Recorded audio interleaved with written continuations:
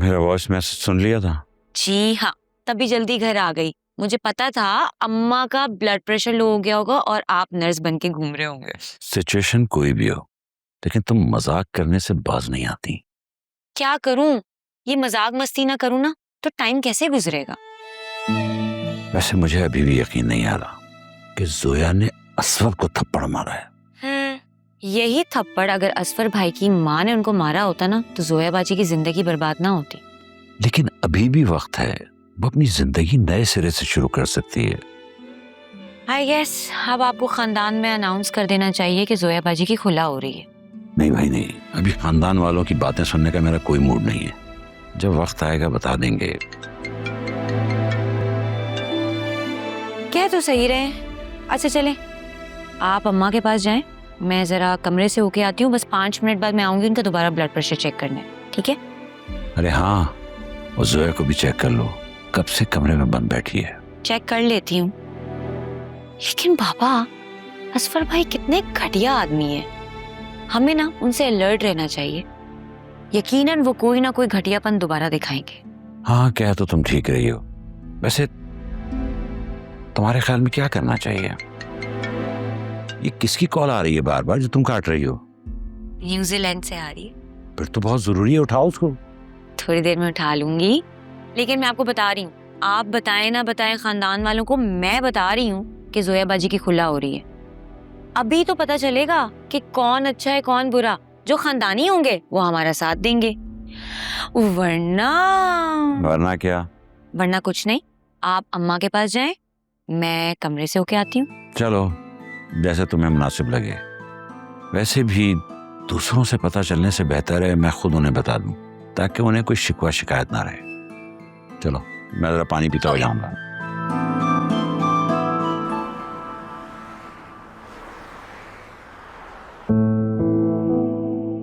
अम्मा बता रही थी घर में बड़ा ड्रामा लगा है। मुझे तो अपनी जिंदगी ड्रामे से कम नहीं लगती। आप टेंशन क्यों लेती हैं जोया बाजी? हम हैं ना आपके साथ। और अगर उस घटिया आदमी ने कोई घटियापन दिखाने की कोशिश की ना तो सीधा मैं पुलिस में कॉल कर दूंगी। जब थाने में जाएगा ना अंदर और पड़ेंगे उसको 2 जूते, तब सारी अकल ठिकाने आ जाएगी उसकी। घटिया आदमी बेटी के सामने अपनी बीवी के किरदार पर इल्जाम लगाएगा। ढीठ इंसान, ऐसे मर्दों को तो ना पैदा होते ही मर जाना चाहिए। तुम्हें पता है, आज मुझे एहसास हुआ कि मैंने उसके साथ जिंदगी गुजारकर कितनी बड़ी गलती की। जोया बाजी, गुजरा वक्त कभी भी वापस नहीं आता, लेकिन जो बच गया है उसको तो हम खसारे से बचा सकते हैं ना। जानती हो जिंदगी का सबसे बड़ा खसारा क्या है? क्या? एक ऐसे इंसान की बेवफाई को झेलना जिसके लिए पूरी जिंदगी आपने सच्चाई में गुजारी हो, जिस पे मैंने अपना सब कुछ वार दिया, पूरी जिंदगी दे दी, और उसने मुझे क्या दिया? धोखा।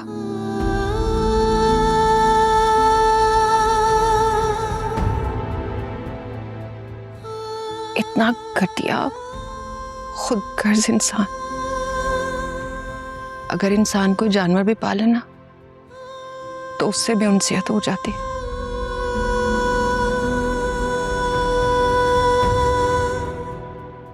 लेकिन मेरी हैसियत तो एक पालतू जानवर से भी कम थी।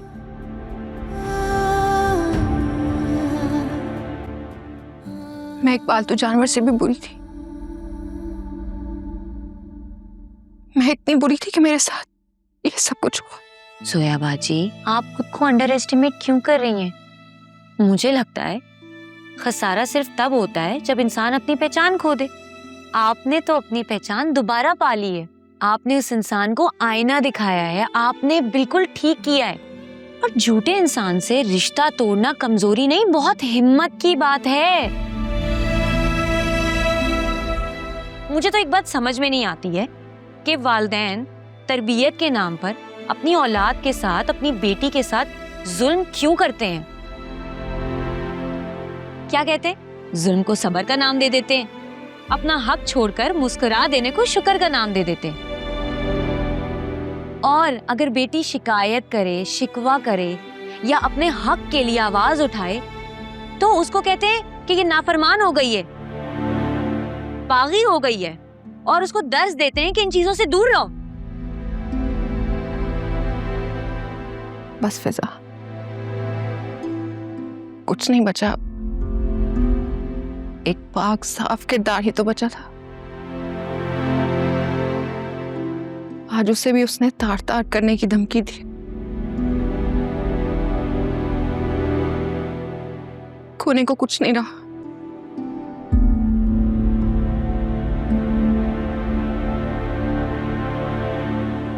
खाली हाथ है मेरे पास। जानो दिल हमने सदके में वारा है, इश्क में जीते हैं जिस इश्क ने मारा है, दिल इश्क में हारा है, दिल इश्क में हारा है, दिल इश्क में हारा है, दिल इश्क में हारा है, तेरे इश्क ने मारा है, तेरे इश्क ने मारा है। क्या हुआ? कुछ हुआ है? परेशान क्यों लग रही हो? हाँ यार, वो छोटी बहन की कॉल आई थी। उसने बताया है कि बड़ी बहन के हस्बैंड घर आए थे और उन्होंने काफी ड्रामा किया है घर में। यार आलिया, मुझे ना एक बात समझ नहीं आती। क्या? हमारे यहाँ ना हर घर में एक ना एक ऐसी लड़की जरूर होती है जिसका शौहर के ऊपर जुल्म करता है या वो जुल्म से तंग आके तलाक ले चुकी होती है। हर घर की एक ही गम में दास्तान है। पता है, मेरे बाबा कहते हैं कि देने वाले हाथ हमेशा ऊंचे रहते हैं, लेकिन ये वाहिद रिश्ता होता है जिसमें देने वाले हाथ होने के बावजूद आप झुके रहते हैं। तुम्हारे बाबा ने बड़े पते की बात कही है, घर जाके अपनी अम्मी को बताऊंगी। हाँ, जरूर बताना। अच्छा सुनो, कोई अगर मेरे बारे में पूछे तो बता देना, मैं बाहर किसी काम से गई हूँ। किसके साथ जा रही हो? अपनी नई फ्रेंड के साथ? हाँ, और हो सकता है कि मैं वापसी में बाबा के घर चली जाऊँ। चलो ठीक है। Okay, okay, bye. बाय।